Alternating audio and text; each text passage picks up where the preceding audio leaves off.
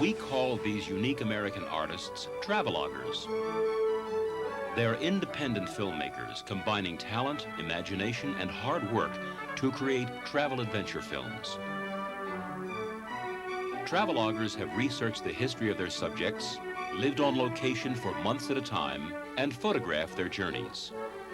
After completing each film, traveloguers travel throughout North America with films in hand to share their personal discoveries and insights with thousands of people. The film you're about to see was made by travelogger Frank Nichols. A competent filmmaker, Nichols is noted for his creative photography and fine research skills. A graduate engineer who's held numerous management positions, Frank Nichols has a genuine gift for interacting openly with people of all cultural backgrounds and ages. And now, with Frank Nichols as your personal guide and narrator, enjoy this fascinating and diverse nation in his film, This is Switzerland.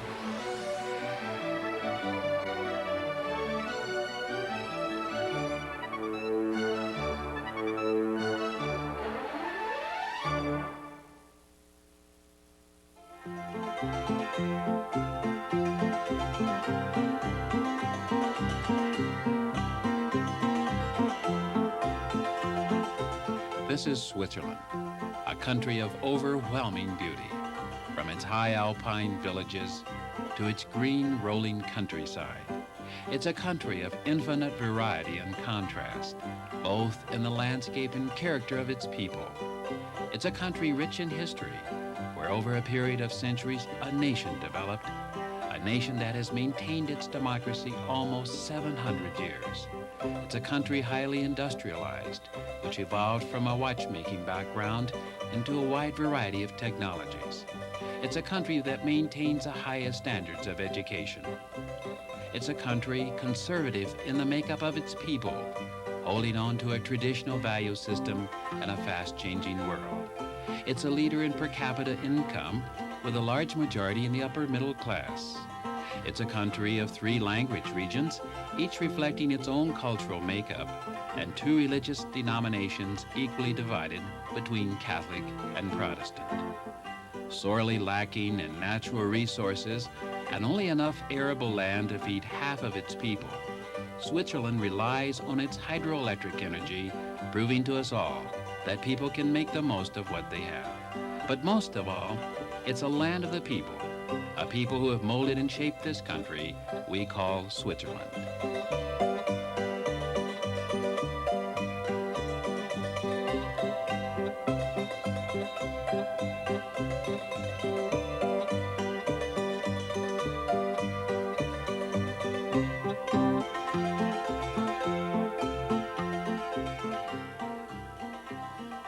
Switzerland has no national language, but has adopted those of its bordering countries, with French to the west, German to the northeast, and Italian to the south. A small percent in the German region speak a derivative of the Old Latin called Romansh. Between the Jura Mountains in the northwest and the Alps lie the main industrial and agricultural regions. Well, let's begin our travels here in Geneva and then move across the lake to Montreux. Geneva, an international city, a city that in a way reflects the tolerant and humanistic spirit of the Swiss people.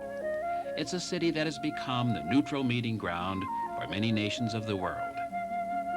This old section was occupied by Romans for 500 years. A plaque on this tower tells of Caesar's passing through on his conquest. But today, the streets are lined with antique shops and art galleries. Geneva is a city easy to explore on foot. The Reformation Monument tells of the spread of Protestantism. Through the influence of John Calvin, the doctrine even traveled to the New World. With all leisure pleasures forbidden, Geneva became a city of hard-working people. This is Calvin's church, where he put his doctrines into practice. The University of Geneva is a continuation of the academy Calvin founded. Because of Calvin's influence, Geneva became one of the intellectual centers of Europe. Today, students from all over the world study here. The International Red Cross was founded by a Geneva citizen who was concerned over wounded soldiers left to die on the battlefield. The Palace of Nations was built as the League of Nations. In 1946, the buildings became the European headquarters of the UN. In spite of the fact that the Swiss support the UN, they're not members, preferring to maintain their neutrality. The globe was donated by the United States in honor of President Wilson, and the Russian monument commemorates man's success in the conquest of space. The quays, as these bridges are called, are usually crowded with fishermen. You know, it's amazing what can be caught with a simple little bobbin and string. Geneva is a well-laid-out city with many beautiful parks. This lakeside park, where boats depart for other points across the lake, is especially nice. The Chateau is Geneva's trademark. Engineers from other countries have tried to copy the secret of the mechanism, but it's sealed away in the state archives. The water at the base is expelled at the rate of 125 miles per hour. From this point, lake steamers travel across the lake to Montreux. Although Montreux lies on the northern side of the Alps, where it should be colder, its climate is mild year-round with tropical vegetation. This French-style city is protected from the cold north winds by mountains which rise abruptly from the lake. The climate has made Montreux a popular vacation spot, especially for foreign visitors. The lakeshore is lined with luxurious hotels. Lord Byron, who wrote The Prisoner of Chillon, immortalized this fortress. Chillon was built as a defensive fortification in the 13th century. Byron's poem told of Francois Bonaparte's imprisonment here. Bonaparte was a prior of a Geneva church who supported the Reformation. As punishment, he was chained in this dungeon. Byron was inspired to write the poem after his visit here. From tropical Montreux, we're going to head south to a distant mountain range and a landscape vastly different. On the St. Bernard Pass, we're going to visit the hospice and then travel on to Sion. The hospice was founded here almost 1,000 years ago, and since that time, the monks and dogs have been giving aid to stranded travelers. Even today, the hospice offers hospitality to students and the poor free of charge. The hotel you see there on the left serves other travelers. Although Italy is just across the lake, the monks, as well as the people of the Swiss side, speak French. This famous breed is named after St. Bernard, who founded the hospice. It is believed they originally came from Asia and were brought to the Alps by Roman soldiers who used them as war dogs. In contrast to the alpine setting of the monks, dogs, and legend of the St. Bernard Pass is the important market center of Sion, located in this warm, sunny valley of the Rhone River. Although this valley is not wide, it is extremely productive in agriculture. Since hot, dry summers are conducive to growing grapes, vineyards cover the hillside. Monsieur Dubier and his family come to the vineyards every day or so to look after the vines. Small plots are often owned by families who've inherited them, and they provide a substantial second income. Because this crop is so profitable, the vineyards are very expensive, costing upwards of $25,000 per acre. Every square meter capable of producing grapes has been cultivated here, some of it probably for centuries. Ownership creates a special sense of pride and of status. It's lunchtime, and although the Dubier family lives several miles away and could have driven by car, they, typical of the Swiss, prefer to walk. We're going to leave the vineyards now and visit another farm family who live in this house located just a short distance from Sion. Enjoying breakfast are Michel Redoux and his son. His wife, Julie, has just returned from her daily trip to the village to buy fresh bread for breakfast. The Redouxs have 7 children, and Janae here is their youngest. A small farm such as this requires a lot of human labor, and the 7 children are expected to help out, even though they do attend school and have many of their own activities. Monsieur Radu told us that he was concerned what would happen to the farm when he and his wife die.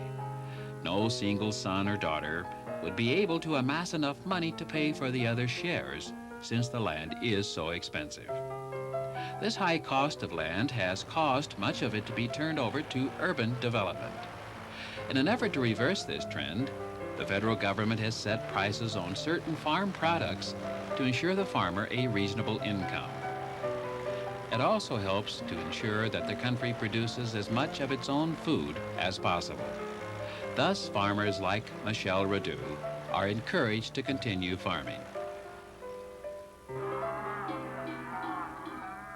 Every summer, these cows are driven to the high alpine pastures by their owners. These farmers belong to a cooperative which leases mountain meadow and hires herders to take care of the cows. The cows are milked daily, and the milk is immediately processed into cheese. A record of each cow's productivity is kept, and each farmer can expect his fair allotment of cheese at the end of the summer. This dark brown breed of cow is quite unique to this area and rather unusual because they will fight to establish dominance over themselves. It's a sort of pecking order to determine who will have the best grazing area during the summer and will therefore have the most abundant milk production. Well, of course, every farmer hopes his cow will be the dominant one, for along with the prestige goes the knowledge that the superior cow will command up to 4 times the usual price. Theoretically, once this pecking order is established, the cows will not forget. Although sometimes the fights go on for days, the encounters are mild and rarely are the cows injured. Until this dominance is established, the encounters will continue. But we must move on now to visit Grandson and Neuchâtel, neighbors on the same lake. Afterwards, we'll visit Porrentruy near the French border.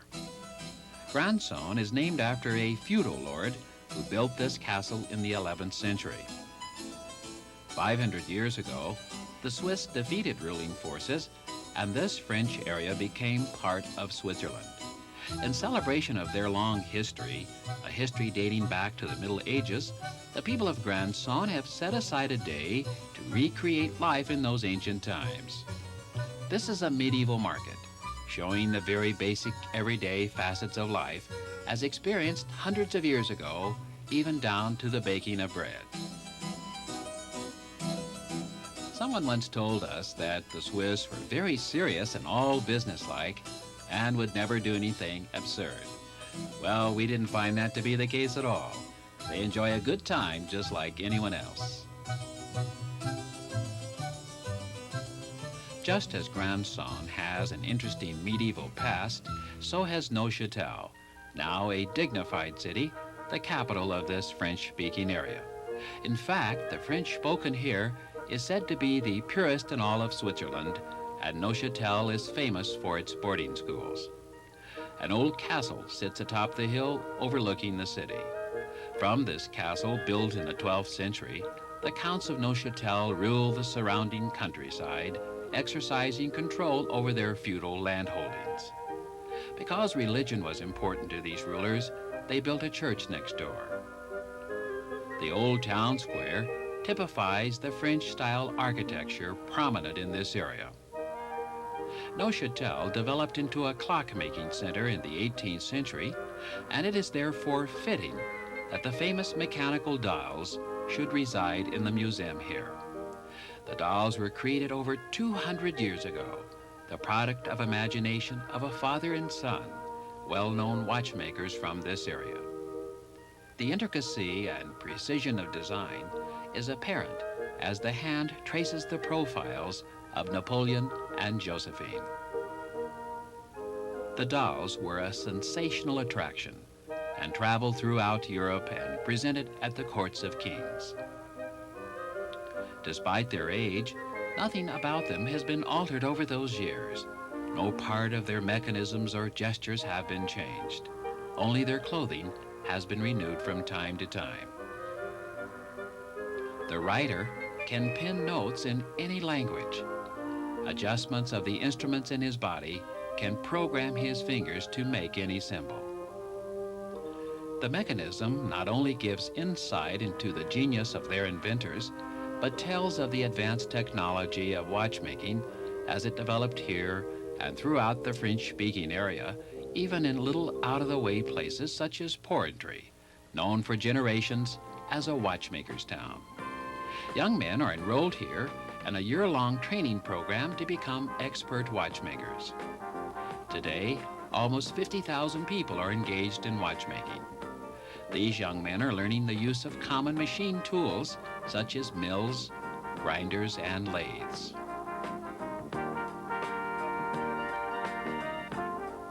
With the advent of the electronic watch developed here in America, the Swiss no longer have the dominant position in the world watch market. Electronic technology and lower labor costs have elevated watch production throughout other parts of the world. But the Swiss are heading back, investing millions in new facilities and equipment, and are determined to solve their problems.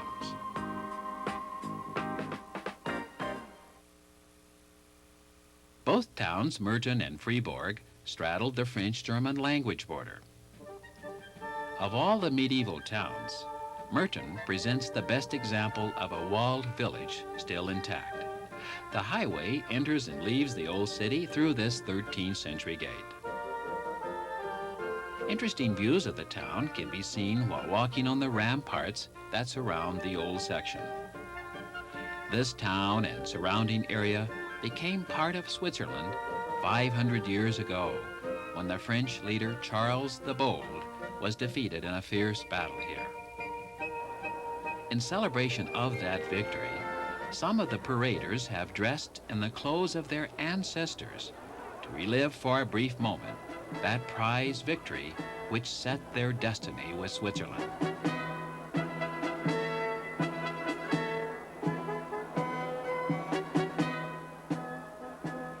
Although nationalistic in outlook and proud to be Swiss, an individual's strongest loyalty is directed toward his own particular hometown, or commune as it's called.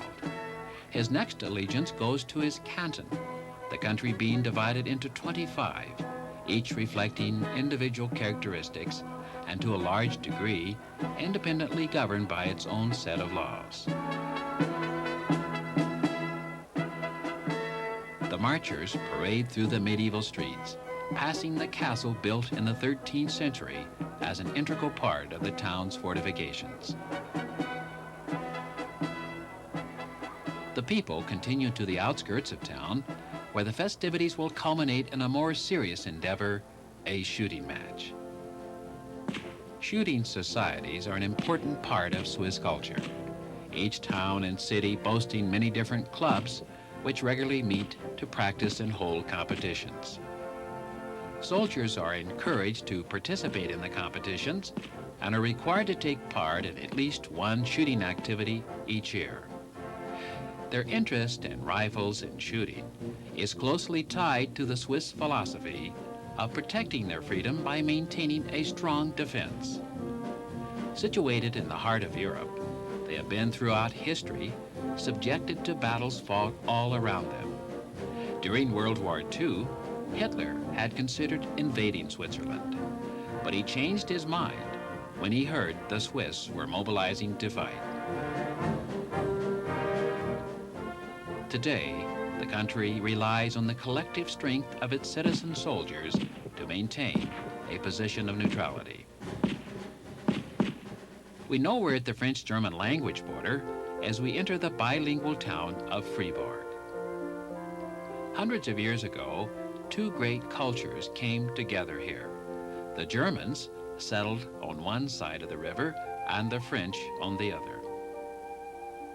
The Cathedral St. Nicholas is a reminder that while divided by language, the city was unified in its Catholic beliefs.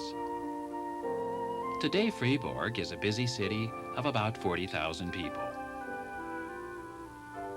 Fribourg is the market center for the agricultural products grown in this rich, productive region.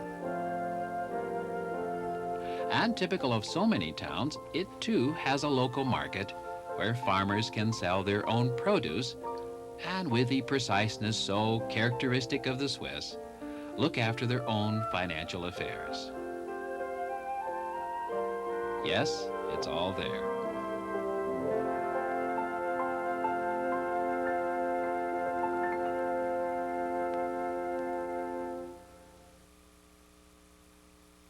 Next, we're going to visit the capital city of Bern and then on to Basel, situated on the Rhine River.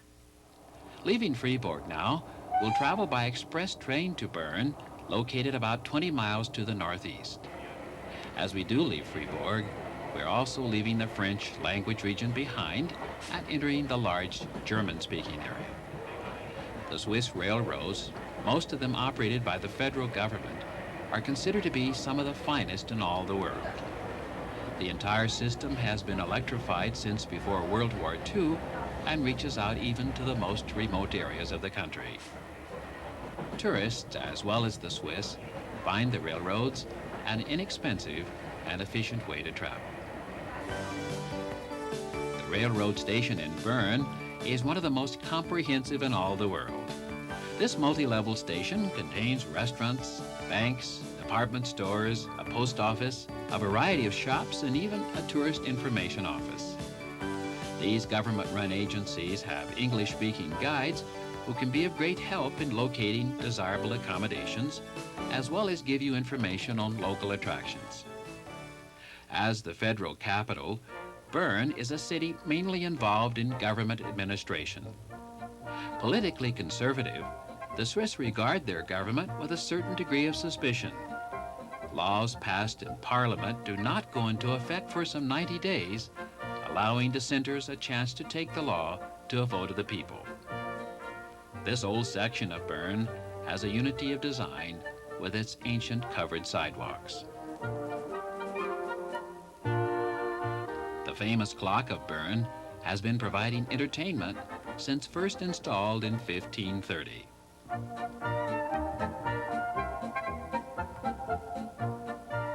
Statues line the main thoroughfare, each one more imaginative than the next. They too date back hundreds of years. In part, the pleasant atmosphere of Switzerland is derived from an effort to maintain its cities and a state of spotless order and cleanliness.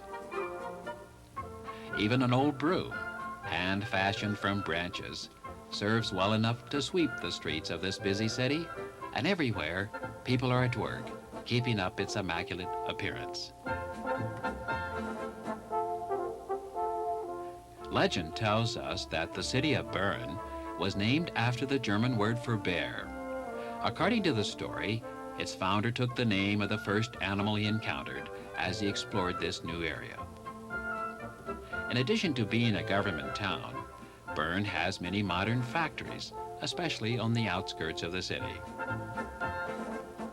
Bern has had tremendous growth because of the increase in the federal government, resulting in the construction of many new modern apartment buildings. The apartments have the usual amenities, like a place where the fellas can gather to relax and discuss the important events of the day.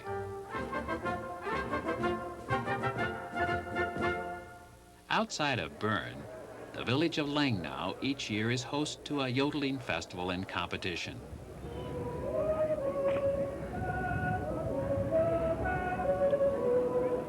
The tradition of alpine yodeling, as well as the rural ways of the people, are preserved in this unusual parade. Even the style of floats, decorated with mountain greenery, depict a simplicity of life, a life tied to the land, a life representing the deep roots of the people. It's a life where the spirit of independence and love of democracy is deeply ingrained. Also ingrained is an appreciation for the long struggles through history that developed and maintained that democracy.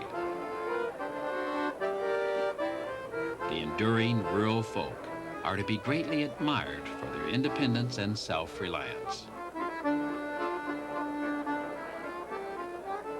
Although most Swiss today are urban dwellers, they have a strong attachment to the folk traditions, the Swiss music, and the dance.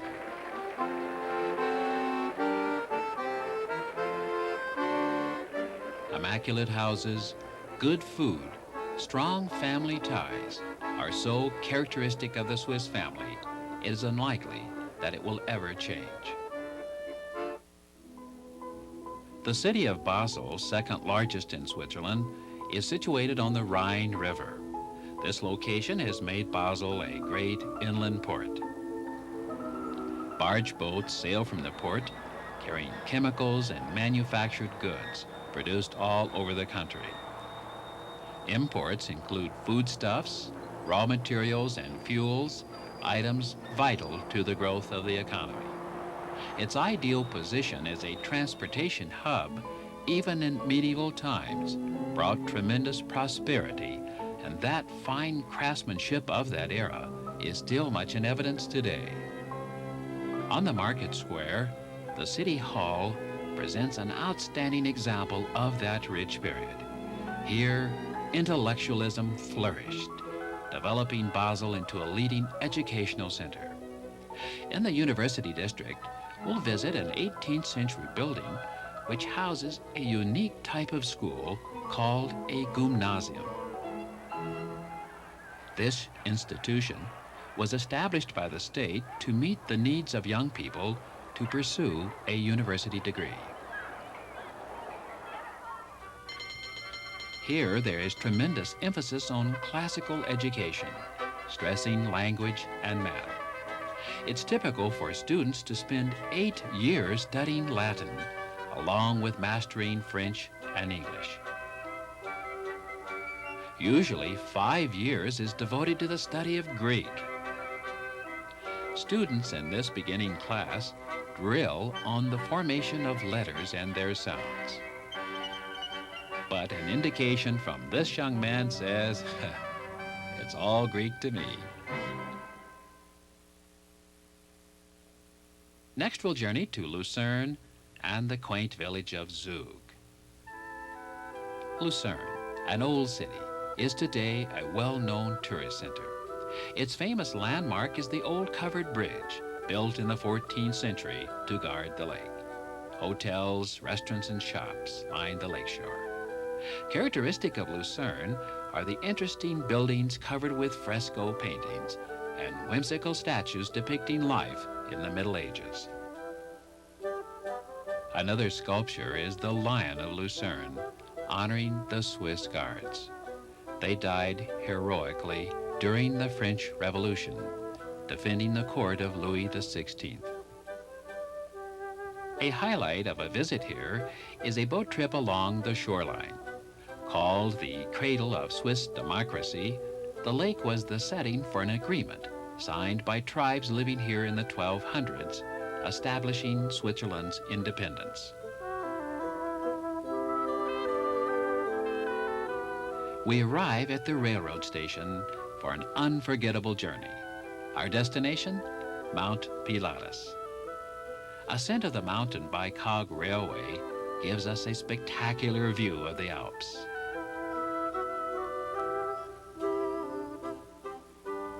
Claimed to be the steepest railway of its type in the world, the gradient reaches 48%.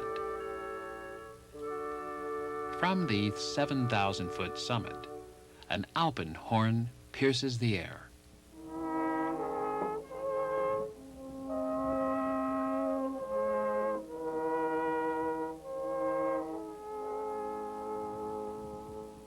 From the terrace, the Swiss take leisurely hikes into the surrounding valleys.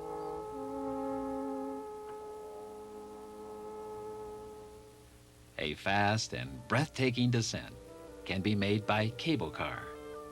The tram returns to the Lucerne area, completing our round trip.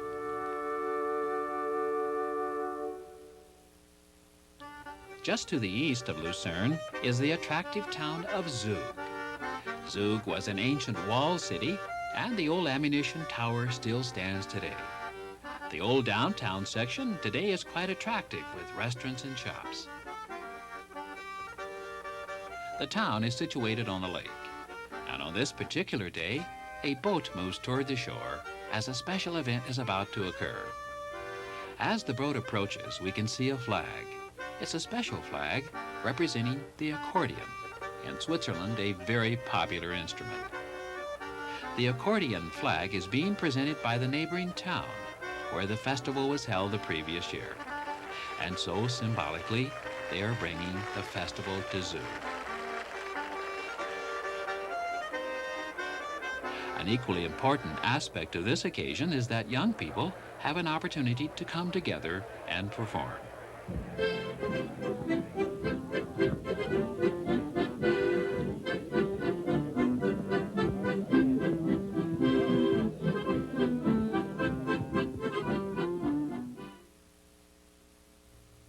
Our journey continues in Zurich and then on to Schaffhausen.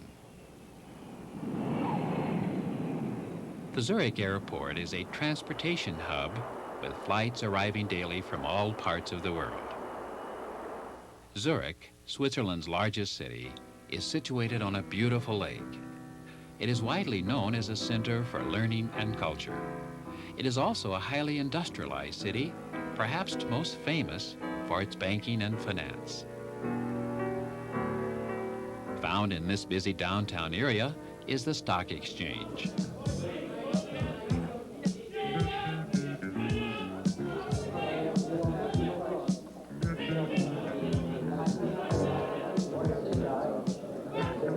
About 11% of the Swiss own stocks, and for those interested in following the market more closely, the Investors Club in downtown Zurich provides up-to-the-minute stock quotations. Operated by the Union Bank of Switzerland, it's really a coffee shop open to anyone. In the most sedate of surroundings, reminiscent of an exclusive club, coffee is served along with financial news from all over the world. Another unusual restaurant in Zurich is Belver Park. Located in an 18th century mansion and surrounded by beautifully landscaped grounds, the restaurant is also a cooking school where young people study restaurant management and learn the French style of cooking. Belver Park is a professional trade school open to students who have completed 3 years of restaurant service at a technical high school. The school is internationally recognized, and many students attending are from other countries. To put theory into practice, students serve guests either in the formal dining room inside the mansion or in summer months on the outdoor patio. The objective of students participating in every facet of restaurant work is not only to learn the processes of food preparation and serving, but to gain confidence in dealing with the public and an understanding of the psychology of working with people. Upon graduation, students are awarded a federal diploma and license required to open a restaurant.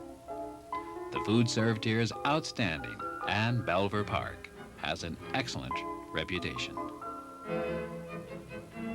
On the outskirts of Zurich, we visit an office of a manufacturer of electrical switchgear.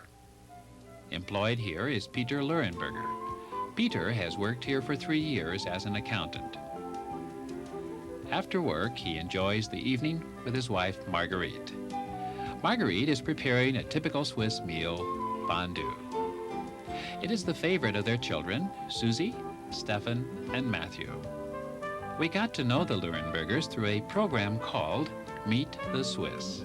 Sponsored by the Zurich Tourist Office, it provides an opportunity for visitors and the Swiss to get together.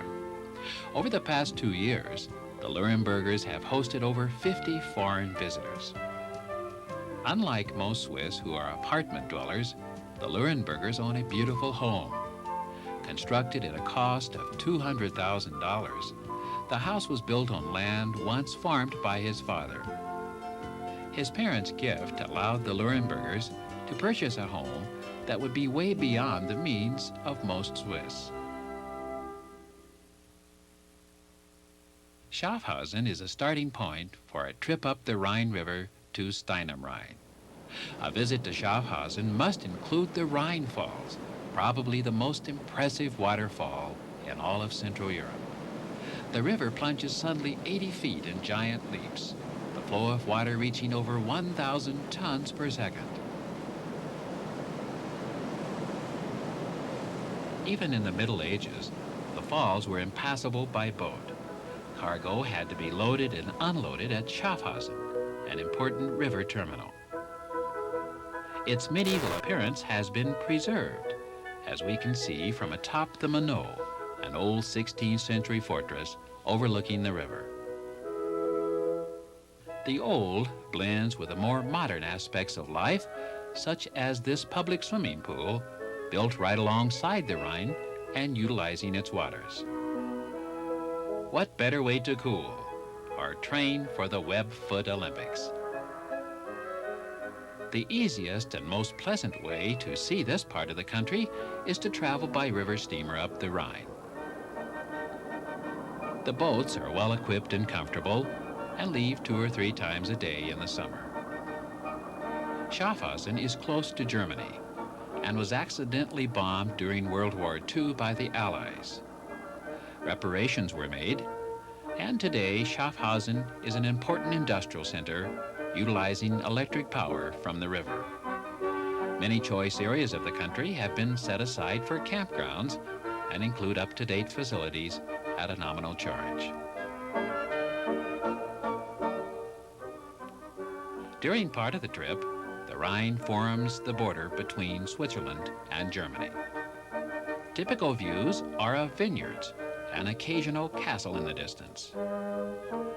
And of course, picturesque little villages such as Steinam, our destination. These steamers are a popular form of transportation for people who live along the river and want to commute between towns.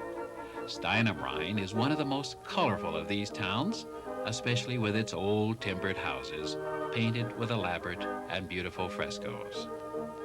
And typical of so many towns, this one too has a castle built on a hill centuries ago to guard the river, its traffic, and the town below.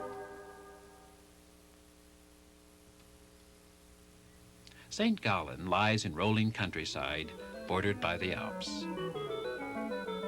To view St. Gallen from the hillside or from its streets is to see a city rich in history, tradition, and prosperity. In the 16th century, wealthy merchants built homes with elaborately carved oriel windows, today a trademark of this city. Long known as a center for learning and culture, St. Gallen has many schools of excellent reputation, including some specializing in the field of art. Adjoining the 18th century cathedral is the famous Abbey Library, where visitors must wear slippers to protect the precious wood parquet floors. The library is one of the most elegant Baroque rooms in all of Switzerland. More than a museum, the library is open to scholars of many disciplines who can study over 100,000 manuscripts and books, some dating back to the 9th century, to a time when the Abbey was recognized as a center of religious thought. The prosperity of St. Gallen can be directly attributed to its outstanding textile industry. For centuries, recognized as a center for embroidery, today the industry has diversified to the manufacture of all kinds of clothing. Advanced machine technology allows delicate hand embroidery to be produced at a reasonable price. Complicated card setups program the lacy pattern into the machine, producing beautiful and very expensive tablecloths, which are sold in the local shops. Near St. Gallen is the International Children's Village of Trogen. Formerly established for the orphans of World War II, today children who would otherwise be homeless live in cottages with others from their own country. Every effort is made to see that these youngsters maintain their own national identity with the idea that someday they can return to their homeland. House parents from the same country raise the children as their own. The father's main duty is to educate them using their native language. At the same time, an outstanding opportunity exists here for the development of understanding and friendship between cultures. Cultural traditions such as music and the dance are part of the children's regular activities.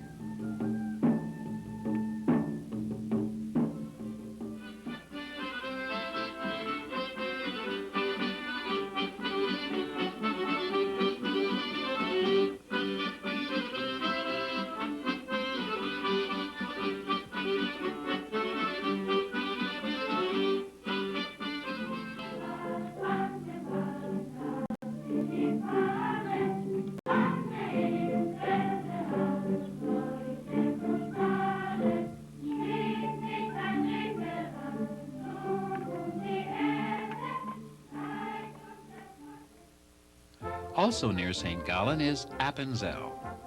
Characteristic of the town are colorfully painted buildings and quaint streets. Appenzell is known to have a very high per capita income due to its productive farmland.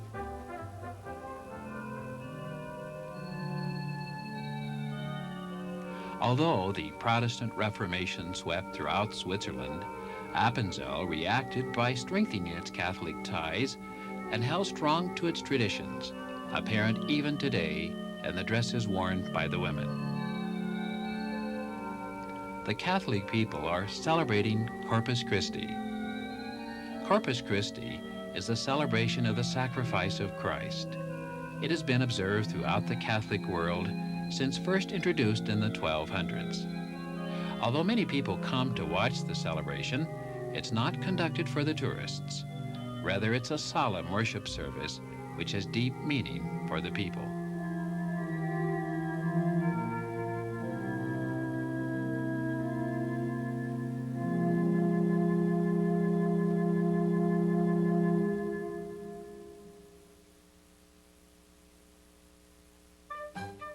A spectacular setting of mountains and lakes has made St. Moritz a resort of distinction. Although widely recognized for its winter sports, in summer it's popular for a variety of activities. For example, a horse show is just one of the many events going on here on any summer day.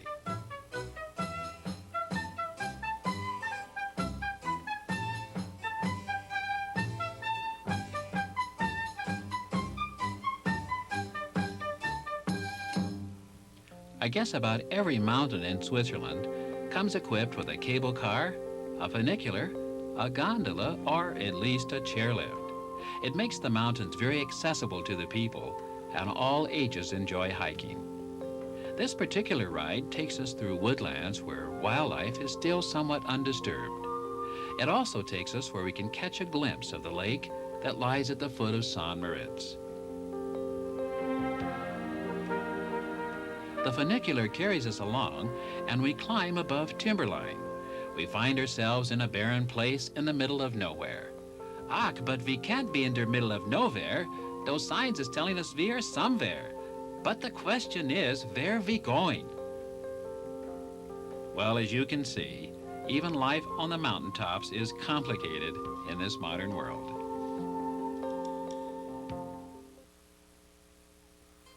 Now we enter the Italian-speaking area as we visit Lugano. Approaching Lugano, we sense a distinct Italian flavor. It is not surprising because this area was once part of Italy, their neighbor just across the lake. Although the Italian influence is felt in many ways, perhaps the most obvious is in the architecture. The Cathedral San Lorenzo displays the richness of this early Renaissance period. The climate is mild and sunny, producing tropical vegetation. On warm, lazy afternoons, people congregate in the square to enjoy refreshments or make some purchases. Italian is the language spoken here, as well as the nature and spirit of the people. Sausages are prominently displayed, giving you an idea of the culinary preferences of the local inhabitants. Italian Switzerland is a blend of the colorful Mediterranean cultures with the neatness of the Swiss. We can take a boat trip to Gondria, one of the many little villages that cling to the mountainous lakeshore. Gondria is a quaint little place with shops, restaurants, and hotels. But of course, it's for residents too, who live in houses clustered on the mountainside. While climbing along its rooftops filming this scenery, I met a friendly chimney sweep at work. This occupation is still very important in Europe today because fireplaces are the primary source of heat in so many homes. As we leave Lugano, we travel north through little villages of Italian Switzerland. Passing houses crudely built of stone, we soon arrive at Isoni, just in time to see the army participating in training maneuvers. The Swiss army is quite unique. Basically, it's a reservists' army. The entire male population could, if necessary, be mobilized and ready to fight in 24 hours. Every man physically able must serve. Beginning at age 20, they are inducted into a 4-month program, providing instruction in every phase of military preparedness, including combat field training. This active training continues with yearly summer camp assignments, gradually diminishing until the reservists are discharged from the service at age 50.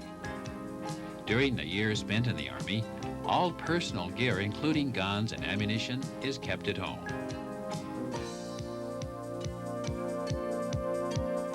These young men are part of a special branch of service called the Grenadiers. They would be similar to our Green Berets. Probably the most amazing aspect of the Swiss military preparedness is their unwavering philosophy toward maintaining a strong defensive position. History has taught them that a battle-ready force can be a deterrent to an enemy, just as it proved to be in World War II. Closely aligned with defense is the concept of neutrality and how they can maintain it in a troubled world. If they were ever drawn into conflict, their position of neutrality would no longer be in effect, and they would fight against the aggressor.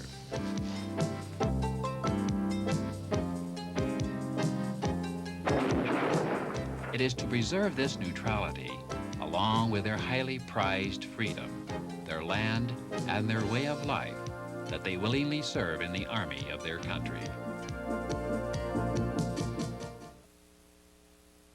We're going to leave the Italian area now and journey back into German-speaking Switzerland as we visit Zermatt. There are no roads into Zermatt, and so we must travel the last 3 miles by train. Since all visitors arrive this way, the station is the busiest place in town. Zermatt is famed for its skiing, and even in summer months, skiers arrive. And hikers anxious to get up into those mountains and get lost. Carriages line up in front of the station, ready to take passengers to their hotels, their drivers eagerly awaiting. Although cars are not allowed, they are not really needed because the town is small and compact, and it's easy to walk from one part to the other. The famous goats of Zermatt stroll through the village every morning.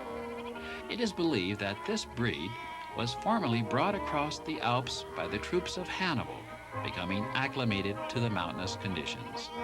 Their unusual coloring prevents mistaking their fronts from their backs.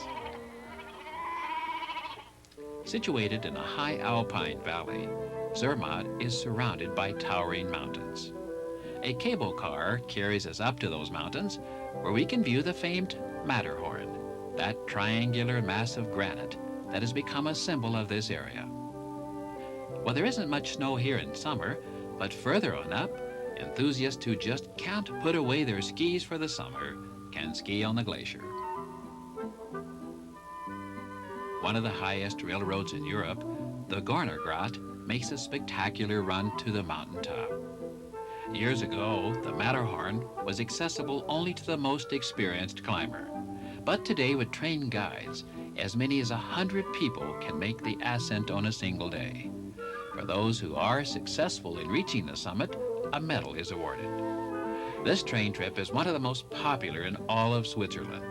It's hard to believe that this line was built in the 1890s and has been in continuous service, hauling skiers and tourists since that time. The view not only includes the majestic Matterhorn, but an extensive range of mountains. From the hotel observation deck, the imposing size of the rock is readily apparent. We leave the Matterhorn now to visit Borel and Kippel in the upper Rhone Valley. The countryside around Borel is fertile and green. The people are gathered here today to watch the popular sport of Swiss wrestling, called by the Swiss a Svingfest. Special pants are worn by the wrestlers. The challengers grab each other by these baggy pants and attempt to throw their opponent off balance. The object is to pin your opponent down on his back before a certain time period has elapsed. This wrestling is a farmer sport dating back to the Middle Ages. Since that time, it has been popular with the rural people as they tended their cattle on the alpine pastures. In an isolated village nearby, the people have an unusual way of shopping. They can shop from a mobile store. The truck travels through this rural area, visiting each town only about twice a year. Its arrival is looked upon as a special event in the lives of these people living in these small, isolated towns.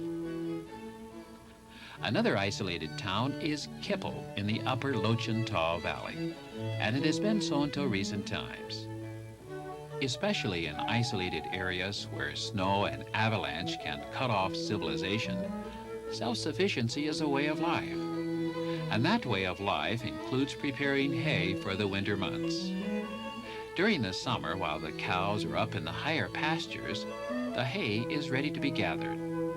After it is cut and before it can be stored, it must be turned many times to allow it to dry. The weather can be a very critical factor here if the hay is not quickly put away before the rains come. In other parts of the country, wagons or carts are used to haul the hay. But up here in the Lochintal Valley, the ways of the people have not changed as much.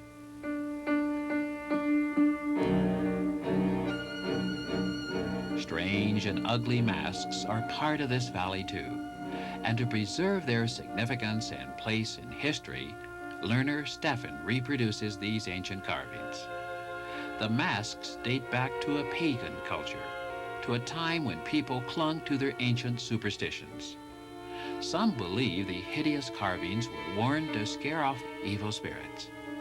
It is almost incredible that this area could have been so isolated from the changing world to preserve these ancient ways, but it is so.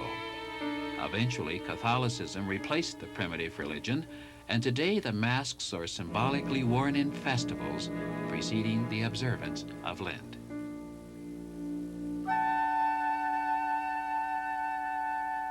Interlaken, surrounded by towering mountains, is a large tourist center where travelers come to make excursions into the Alps. And so it has been since the 1800s, as carriages at past luxurious hotels remind us. Interlaken is famous for the William Tell drama performed in an open-air theater. The legend symbolically deals with the struggles of the Swiss people to throw off Austrian rule and initiate the formation of their own republic.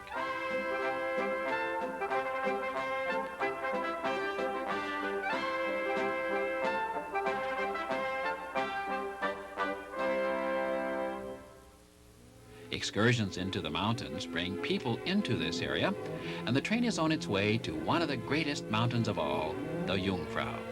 This trip is a never-to-be-forgotten experience. Where the track runs along the side of the mountain on the upper elevations, the roadbed is covered to protect it from avalanche. The track tunnels through the mountain, and after a considerable length of time arrives at the top, where the very peak of the Jungfrau is within close range. The entire mountain top, as far as the eye can see, is covered with snow. This is the Alach Glacier, the largest river of ice in Europe. The glacier, with a snow cover hundreds of feet thick, gives a perfect base for dog sled excursions, even in summer months.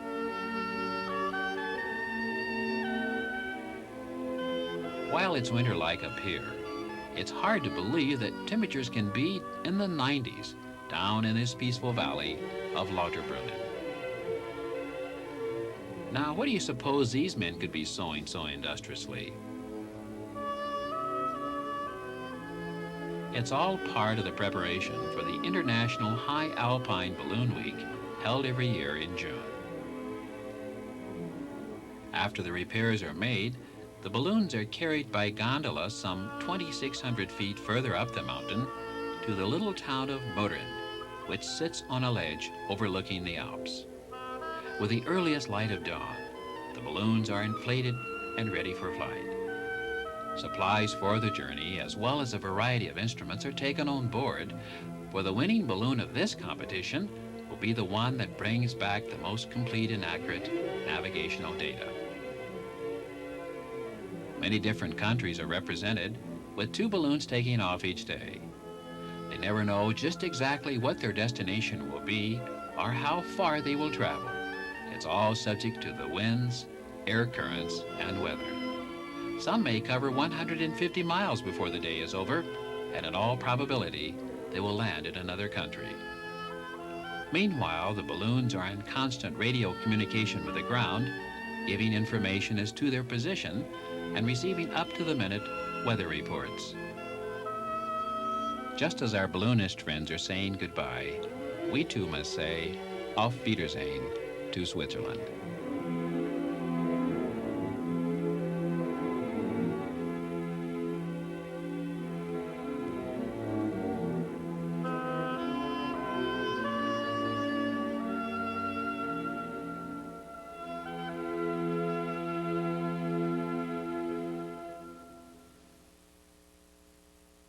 We hope you thoroughly enjoyed this European travel experience.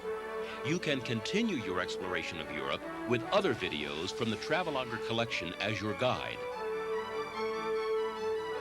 Each Travelogger video takes you to some of the most beautiful settings in the world. You'll visit many famous landmarks, as well as unique, out-of-the-way places that most tourists rarely discover. Encounter colorful pageantry and cultures that are vastly different from our own. You may even uncover your own heritage.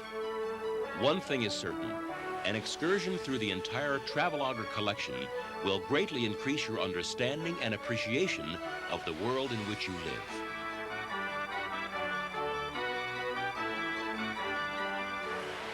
Start or build your own Travelogger library today.